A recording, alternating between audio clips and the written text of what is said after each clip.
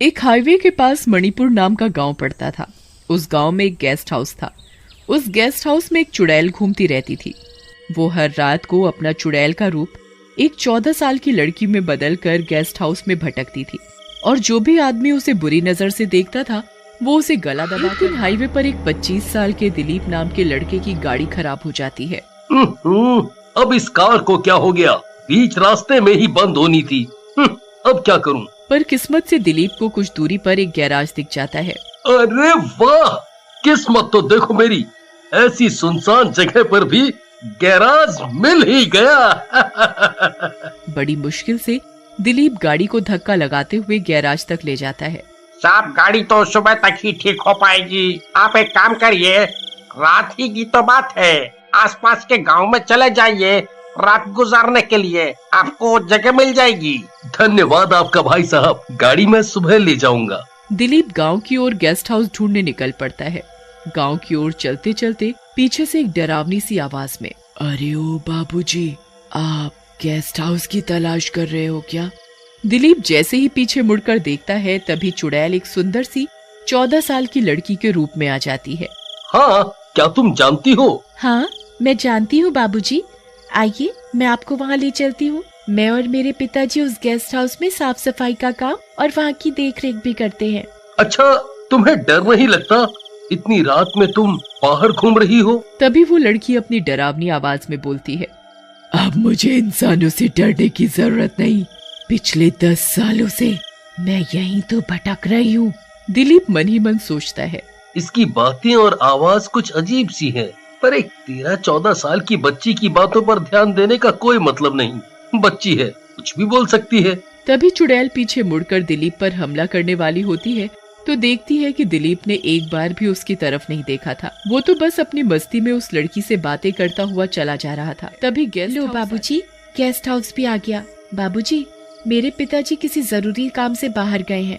शाम तक आने वाले थे पर मौसम अचानक खराब होने से वो वहीं फंस गए हैं। सुबह तक लौट आएंगे। तुम्हारे पिताजी को डर नहीं लगता कि एक छोटी सी बच्ची को अकेले छोड़कर जाते हैं? बाबूजी, यही तो गलती थी पिताजी की। चुड़ैल मन में सोचती है कि ये औरों जैसा नहीं है। इसने मुझे गलत नजर से तो क्या, सीधे भी नहीं देखा। अच्छा, अब मैं अपने रूम में जाता हूँ। तुम कुछ खाने का बंदोबस्त कर सकती हो? बहुत भूख लगी है। बाबूजी, अभी मैं कुछ खाने को लाती हूँ। दिलीप रूम में चला जाता है। थोड़ी देर में वो चुड़ैल खाना लेकर आई। खाना खाने के बाद अंजलि चुड़ैल दिलीप के पास बैठ जाती है। दिलीप कुर्सी पर बैठकर उस लड़की से बातें करने लगता है। अच्छा, मैं तो बातों बातों में पूछना ही भूल गया, तुम्हारा नाम क्या है और हाँ, तुम कहाँ रहती हो? चुड़ैल दिलीप का ये सवाल सुनकर घबरा जाती है और डरती हुई आवाज में बोलती है, वो मैं बाबूजी, वो मैं, मेरा नाम अंजलि है और मैं यही पास वाले गांव में रहती हूँ। फिर चुड़ैल अचानक से दिलीप के पैर दबाने लगती है। ये तुम क्या कर रही हो अंजलि? पैर दबा रही हो बाबूजी, और क्या, आप बहुत थक गए हैं ना? अंजलि मासूम निगाहों से दिलीप को देख रही होती है। देख छोटी, ना तो मैं थका हुआ हूँ और ना ही मैं तुमसे पैर दबवा सकता हूँ।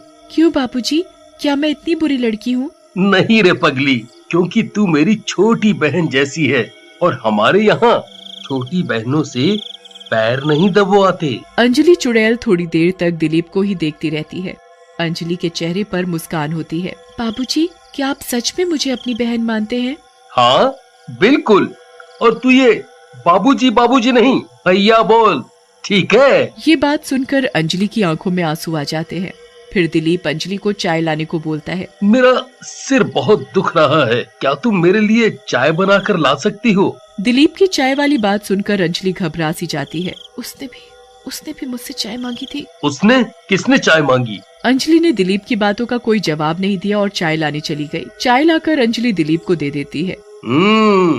चाय बहुत अच्छी बनी है छोटी। अच्छा, तुम कुछ बोल रही थी, उसने भी चाय मांगी थी। किसने मांगी थी चाय? नहीं, कुछ नहीं, छोड़िए ना। अब देखिए रात बहुत हो गई है, आप जल्दी से सो जाइए। अच्छा ठीक है, मैं सोने जा रहा हूँ। पर छोटी, तुम्हारे पिताजी अभी तक आए नहीं ना, तो तुम यहीं मेरे रूम में ही रात बिता लो। अच्छा ठीक है भैया, मैं यहीं सो जाती हूँ। और हाँ, जब तक मैं तुम्हें खुद तुम्हारे पापा के पास न छोड़ दूं, तब तक यहीं रहना, इस कमरे से बाहर मत जाना। अच्छा ठीक है भैया, मैं यही रहूंगी आपके पास। फिर दिलीप सो जाता है। जब दिलीप उठता है तो देखता है कि अंजलि उसके कमरे में नहीं है। दिलीप बहुत घबरा जाता है। अरे अरे, छोटी कहाँ गई? छोटी छोटी, कहाँ है तू? छोटी। फिर दिलीप को याद आता है कि अंजलि ने उसे बताया था कि वो यहीं पास वाले गांव में रहती थी। वो जल्दी से उसे ढूंढने के लिए गांव की ओर निकल पड़ता है। गांव में एक पेड़ के नीचे 4-5 लोग बैठे थे। आप सभी को राम राम। उनमें से एक सबसे बूढ़ा आदमी दिलीप से पूछता है, तुम कौन हो और यहाँ इस गांव में क्या कर रहे हो? मैं दिलीप हूँ। हाईवे पर मेरी गाड़ी खराब हो गई थी। मैं रात गुजारने के लिए गेस्ट हाउस में रुका हुआ हूँ। क्या तुम्हें गेस्ट हाउस पर एक 13-14 साल की लड़की लाई थी? हाँ, क्या तुम उस लड़की को जानते हो? तब सभी गांव वाले आपस में बातें करने लगते हैं। बेटा, तुम हमारे साथ गांव के मंदिर चलो। दिलीप और सभी गांव वाले मंदिर में इकट्ठा हो जाते हैं। क्या बात है, आप सभी इतने परेशान क्यों लग रहे हैं?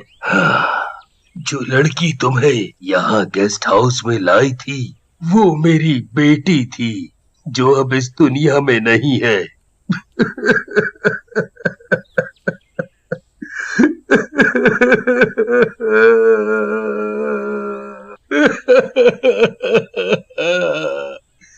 मेरी बच्ची, तो मुझे छोड़कर क्यों चली गई? अब मैं इस दुनिया में बिल्कुल अकेला हो गया हूँ। गलती मेरी ही थी जो मैं तुम्हें अकेले छोड़कर चला गया था। आप ऐसा क्यों बोल रहे हो? वो ठीक है, और कल पूरे दिन मेरे साथ थी वो। क्या नाम बताया था उसने? हाँ, अंजलि। उसे मैं छोटी बोलता हूँ।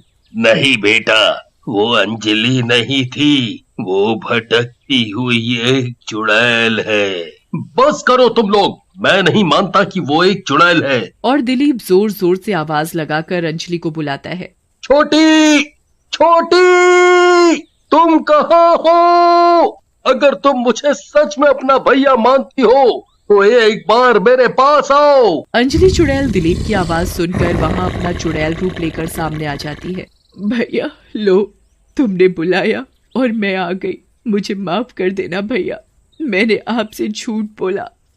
मैं कोई साधारण लड़की नहीं हूँ, मैं एक चुड़ैल बन चुकी हूँ, और मैं उन सभी आदमियों को मार दूंगी जो लड़कियों को गंदी नजर से देखते हैं।